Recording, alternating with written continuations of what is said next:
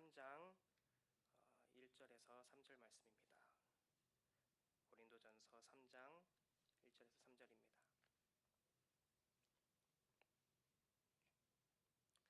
우리 한 목소리로 읽겠습니다. 형제들아, 내가 신령한 자들을 대함과 같이 너희에게 말할 수 없어서 육에 속한 자 곧 그리스도 안에서 어린아이들을 대함과 같이 하노라. 내가 너희를 젖으로 먹이고 밥으로 아니하였노니 이는 너희가 감당하지 못하였음이거니와 지금도 못하리라. 너희는 아직도 육에 속한 자로다. 너희 가운데 시기와 분쟁이 있으니 어찌 육에 속하여 사람을 따라 행함이 아니리요. 아멘. 오늘의 말씀 제목은 거룩한 자살입니다. 거룩한 자살. 무슨 뜻일까요? 미국의 최고의 신학자라고 불리는 사람 중에 스탠리 하우어워스라는 사람이 있습니다. 이분이 하나님의 나그네 된 백성이라는 책에서 도입부에 이런 이야기를 합니다. 미국 남부에 어느 전통적인 기독교 마을이 있었는데요. 이 마을 사람들은 모두 기독교인들이었어요. 그래서 주일에 교회 가는 게 너무 당연했지요. 그러던 어느 날에 이 시골 마을에 작은 영화관이 하나 들어섭니다. 그러면서 이 마을 사람들의 신앙의 상태가 많이 변화하였어요. 그 전까지는 주말에 교회에 가는 것은 너무 당연한 일이었습니다. 그러나 이제 마을 사람들에겐 옵션이 생겼어요. 주말에 교회를 갈까? 영화관에 갈까? 이걸 선택할 수가 있게 된 것입니다. 이 마을에 영화관이 들어서면서 이 사람의 신앙이 진짜인지 가짜인지, 저 사람의 신앙이 진짜인지 가짜인지가 드러나기 시작했다. 하우어스는 그렇게 얘기합니다. 영화관이 진짜를 드러낸 거예요. 물론 주말에 영화 보러 간다고 해서 그 사람이 신앙인이 아니고 이렇게 단언할 수는 없겠지요. 근데 이 사람은 그렇게 얘기하고 싶은 것입니다. 내 신앙을 진짜로 만드는 것은 사실은 교회가 아니라 영화관 같은 것들이다. 그러니까 마을에 교회만 있을 때는 내 신앙이 진짜인지 가짜인지 구분이 안 돼요. 하지만 영화관은 진또배기를 드러내는 것입니다. 그런 의미에서 우리에게 환난은 사실 좋은 것일 수가 있습니다. 왜냐하면 믿기 좋은 환경에서 잘 믿는 것은 사실은 진짜 신앙이 없어도 가능할 수가 있거든요. 하지만 믿기 어려운 환경에서 잘 믿는다는 것은 이야기가 다릅니다. 이 나라가 갈수록 혼란스러워져 갑니다. 또 기독교인들에게는 조금 더 가혹하죠. 교회는 한편으로는 성소수자를 배려해주지 않는다고 손가락질 당합니다. 또 자기네만 맞는다고 우긴다고 또 질타를 당합니다. 코로나 때를 지나면서는 이 종교라는 단어 자체가 오염이 되었어요. 그러나 한편으로는 다행인 것입니다. 왜냐하면 이런 상황에 믿는 자들일수록 오히려 진짜일 수가 있기 때문입니다. 또 앞으로는 더 여실히 드러나겠지요. 왜냐하면 예수님께서 다시 오시기 전에 이러이러한 일들이 반드시 있어야 할진데 그 일들 중에 하나가 바로 이런 것들입니다. 영화관 같은 것들이 이 땅에 반드시 있어야 하는 것입니다. 쭉정이와 가라지를 구분하기 위해서라도 예수님 오시기 전에 이 땅에 먼저 영화관이 있어야겠지요. 진짜 신앙이란 무엇입니까? 신앙이 좋다고 하면 어떤 이미지가 떠오르십니까? 밤마다 기도하는 모습, 또는 아침에 일어나서 성경 먼저 펼치는 모습, 또 어려운 사람들 돕거나 이런 모습들이 떠오르실 것입니다. 오늘 우리가 읽은 고린도전서는 바울이 고린도 교회 성도들에게 쓴 편지입니다. 신약 성경에서도 성도들의 삶, 또 교회로서의 삶을 어떻게 살아가야 되는지에 대해서 가장 구체적이고 현실적으로 조언하는 책으로 평가받기도 해요. 이 바울은 고린도 지방에서 1년 반 동안 머물면서 이 사람들과 함께 목회했습니다.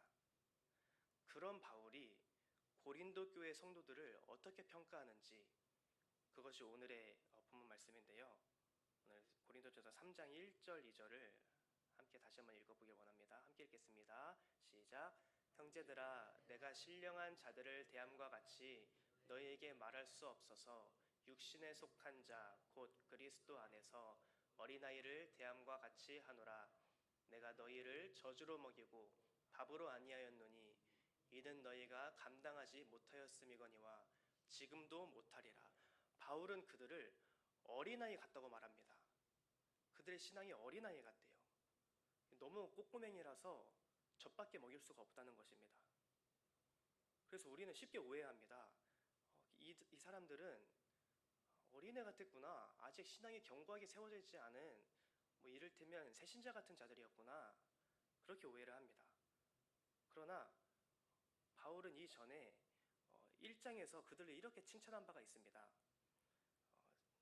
한번 1장 1절 한번 띄우실 수 있을까요? 5절이네요. 이는 너희가 그 안에서 모든 일 곧 모든 언변과 모든 지식의 풍족함으로 그리고 그리스도의 증거가 너희 중에 견고하게 되어서 심지어는 너희가 모든 은사에 부족함이 없이 우리 주 예수 그리스도의 나타나심을 기다림이라. 그러니까 이들은요 보통 성도들이 아니었어요. 모든 언변과 지식에 뛰어났습니다. 이것은 단순히 신학적 지식, 성경적인 지식뿐만이 아니고 당대 고대 근동에 있었던 어떤 헬라 철학이나 에피쿠로스 학파의 철학들이나 이런 것들에도 능통했다는 거예요. 그러니까 이들은 지식적으로도 수준 있는 지식인들이었어요. 근데 지식인일 뿐만 아니라 심지어는 성령의 은사까지도 부족함이 없었다고 합니다. 그러니까 상상해 보십시오. 이들은 평신도 하나하나가 마치 목회자 같았어요. 만약에 우리가 타임머신을 타고 고린도 교회로 견학을 간다면 아마 우리 입이 떡 벌어질 거예요. 아마 너무 부끄러울 것입니다. 그들 앞에서 우리는 메뚜기 같을 거예요. 이 사람들과는 신학적인 논의로도 수준 차이가 나서 대화하기도 어려웠을 거고요. 또 성령 체험을 한 간증을 나누기에도 부끄러웠을 거예요. 그런 괴물 같은 성도들을 보면서 바울이 꼬맹이 같다고 한 거예요. 왜 그렇습니까? 도대체 뭐가 부족하길래 이 사람들이 그렇게 어린아이 같다고 하는 것입니까? 바울은 바로 다음 절에서 친절하게 알려주고 있습니다. 고린도전서 3장 3절 함께 읽어볼까요? 시작. 너희는 아직도 육신에 속한 자로다.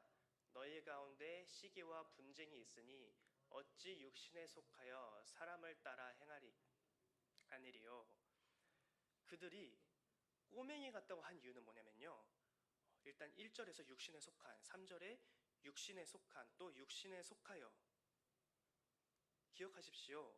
그들이 꼬맹이 같은 이유는 그들이 아무리 기도 많이 하고 성령 체험 많이 하고 신학적 지식이 뛰어나고 11조 잘하고 말씀을 깊이 안다고 해도 너희는 육신에 속했기 때문에 어린아이다. 지금 바울이 그렇게 얘기하고 있는 것입니다. 왜 그렇습니까? 로마서 8장에서는 이렇게 얘기합니다. 육신을 따르는 자는 육신의 일을, 영을 따르는 자는 영의 일을 생각하나니 육신의 생각은 사망이요 영의 생각은 생명과 평안이라.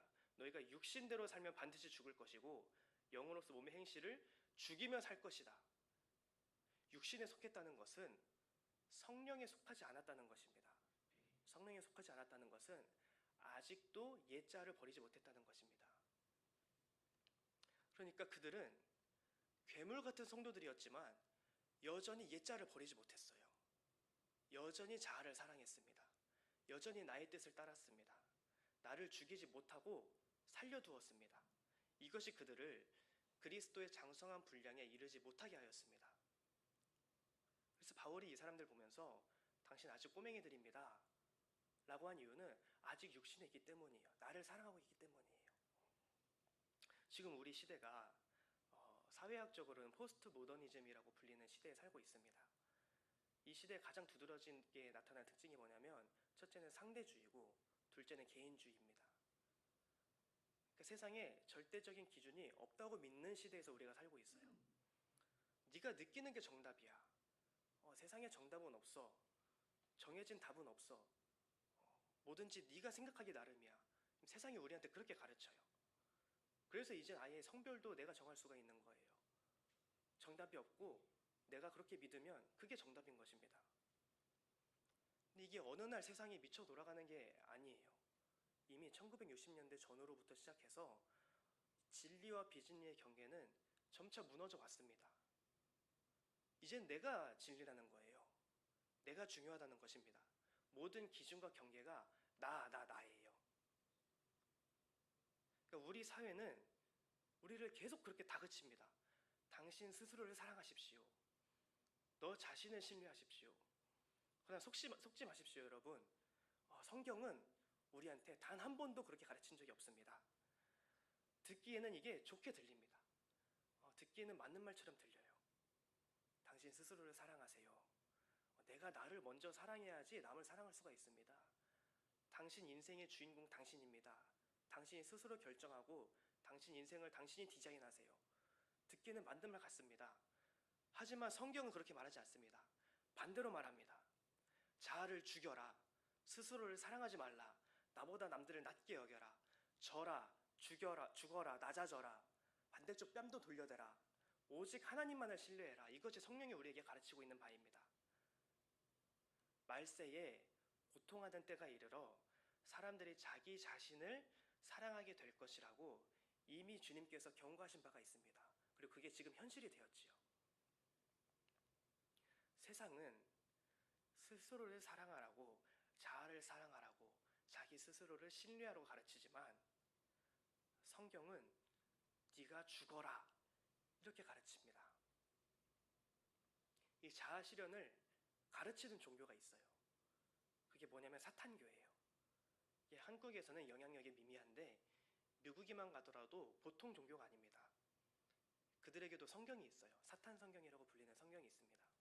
근데 여기에 뭐 악마를 숭배하십시오, 폭력으로 세상을 다스리십시오, 이런 얘기가 써 있는 게 아니에요. 이 성경에는 본인을 사랑하십시오, 스스로를 신뢰하십시오, 내 인생의 주인공은 나입니다, 당신이 선택하십시오, 이런 얘기들로 가득 차 있어요. 용기와 위로를 주는 말들로 가득 차 있습니다. 하지만 우리가 믿는 것은 그런 것이 아닙니다. 우리의 사랑의 대상은 오직 하나님이십니다. 우리의 신뢰의 대상도 오직 하나님이십니다. 나를 통제하시고 다스리시는 분도 오직 하나님이십니다. 그리고 이 믿음의 고백이 내 입술에서 나오는 사람이라면 정말로 자아를 죽여야 됩니다. 나를 사랑하지 않아야 됩니다. 이 세상은 자아 실현을, 성경은 하나님의 뜻의 실현을 가르칩니다. 내 하루의 삶에 하나님의 뜻이 실현되지 않는 이유는 지금 활발하게 움직이고 있는 게 하나님의 뜻이 아니라 내 자아이기 때문일 것입니다. 여전히 옛자가 죽지 않고 살아있기 때문에, 여전히 육신에 속한 자이기 때문에 오늘 하루에도 하나님의 뜻이 보이지 않는 것일 수가 있는 것입니다. 그래서 그들을 향해서 바울은 꼬맹이 같다 라고 얘기한 거예요. 하지만 자아를 어떻게 죽입니까? 누구는 뭐 자아를 살려두는 게 좋아서 여기 살려두고 있는 사람이 한 분도 없지 않습니까? 너무 어려워요. 자아를 죽이는 게 너무 어려워요. 근데 자아를 죽이면서 산 분이 있는데 그분이 바로 예수 그리스도이십니다. 그분은 근본 하나님의 본체셨지만 자기를 비워 죽기까지 순종하신 분이에요. 이분은 왕으로 군림하셔도 되는 분이에요. 그리고 많은 사람들이 예수님께 그것을 요구했습니다. 그러나 예수님은 변두리 골고다 언덕에서, 마을 외곽에서 쓸쓸하고 초라하게 죽었습니다. 이분은 옮길 수만 있다면 이 잔을 마시고 싶지 않았어요. 그러나 그 소원은 좌절되었습니다. 예수님의 자아는 죽어졌고 하나님의 뜻이 실현이 되었습니다. 우리가 예수님을 보면 답이 보여요. 그분은 자기를 비워 죽은 분이 아닙니다. 그분은 자기를 비워 죽은 분이 아닙니다. 자기를 비워서 순종하신 분입니다. 이 차이가 보이십니까? 자기를 비워서 죽은 게 아니라 자기를 비워 죽기까지 순종하신 분입니다. 그러니까 예수님의 시야는 나한테 있었던 게 아니에요. 예수님의 시선은 하나님께 있었던 것입니다. 나를 죽이려고 발버둥 친 게 아니라 예수님은 단순히 시선을 하나님께 두었어요. 단순히 하나님을 사랑했습니다. 만약에 예수님이 하나님을 사랑하지 않고 여전히 자아를 사랑했다면 그분은 그 잔을 마시지 않았을 거예요. 하지만 예수님은 마시기 싫었지만 그 자아를 포기하고 하나님의 뜻을 따랐습니다. 이것이 예수님이 그 시선이 내 안에 있는 것이 아니라 하늘에 계신 아버지 하나님께 있었다는 것을 드러냅니다. 그러니까 자아는 죽이려고 발버둥 치는 게 아닌 것 같아요. 그렇게 해서 죽이려고 하면 힘이 들 뿐더러 사실 되지도 않아요. 우리가 다 경험해 봤지요. 어떻게 하느냐? 그냥 예수님처럼 하는 거예요. 단순히 하나님을 사랑하는 것입니다. 아까 처음에 말했던 미국의 시골 마을 기억나십니까? 이 사람들이 주말에 영화관에 갈까 교회에 갈까 이거 고민하면 답이 없어요. 영화관에 너무 가고 싶은데 어떡하지? 아마 포기를 못하겠어. 답이 없습니다. 그러는 게 아니라 시선을 돌리는 거예요. 하나님 바라보는 거예요. 영화관 하면 영화관밖에 생각이 안 나요. 시선을 하나님께 돌리는 것입니다. 단순히 하나님을 사랑하는 것입니다. 고린도 교회 사람들은 이거 못해서 꼬맹이였던 거예요. 주일 성수 잘해야 돼. 기도 잘해야 돼. 11조 잘해야 돼. 잘 하는데 주일 성수 해야 돼 해서 하고 기도해야 돼 해서 하고 이렇게 자아를 따라서 했다는 거예요. 그러니까 교회를 100년 다녀도 이렇게 육신에 속할 수가 있는 것입니다. 자아를 죽인다는 것은 하나님을 사랑한다는 것입니다. 나를 사랑하지 않는다는 것은 하나님을 사랑한다는 것입니다. 자아가 살아있다는 것은 성령에 속하지 않았다는 것입니다. 반대로 성령에 속하지 않았다는 것은 여전히 육신에 속했다는 것입니다. 교회에 천년만년 다녀도 육신에 속한 자는 여전히 꼼꼼행이고 단단한 밥을 먹을 수 없이 젖밖에 못 먹는 것입니다. 오늘 우리가 이렇게 살았으면 좋겠습니다. 자아를 죽이는 것이 너무 힘들어요. 사실 이건 저의 고백입니다. 자아를 죽이는 게 너무 힘들어요. 이놈이 죽지를 않아요. 죽이고 싶은데 죽지를 않아요. 매일매일 내 선택의 기로 앞에서 하나님의 뜻이 아니라 내 뜻이 드러나게 합니다. 저는 아주 그냥 죽여버리고 싶어요. 근데 죽어지지가 않아요. 하지만 예수님은 그렇게 해서 하나님의 뜻을 이루신 분이 아닙니다. 나를 죽이려고 죄 한 번, 두 번 안 지으려고 발버둥 치는 게 아니라 단순히 시선을 옮기는 거예요. 답도 없는 내 안에서 시선을 빼내서 이 시선을 하나님께 드리는 것입니다. 그저 하나님을 바라보는 것입니다. 오늘을 우리가 살아갈 때 수많은 선택의 기로가 있을 것입니다. 하나님께서 주신 24시간이라는 시간 속에서 우리는 몇 번이고 선택할 거예요. 그러나 이 선택의 기로 앞에서 자아가 죽어질 수 있기를 소망합니다. 오늘 이 하루를 살아갈 때 내 뜻이 아니라 내가 주인공이 되는 삶이 아니라 자아의 실현이 아니라 하나님의 뜻이 실현이 되고 하나님이 내 삶의 주인공이 되시고 내 자아는 죽어지며 성령님이 드러나시는 그런 하루가 될 수 있기를 축복합니다. 그것은 단순히 하나님을 바라보는 것, 단순히 하나님을 사랑하는 것입니다. 그런 은혜가 오늘 저와 여러분들에게 있기를 예수님의 이름으로 축복합니다. 기도하겠습니다.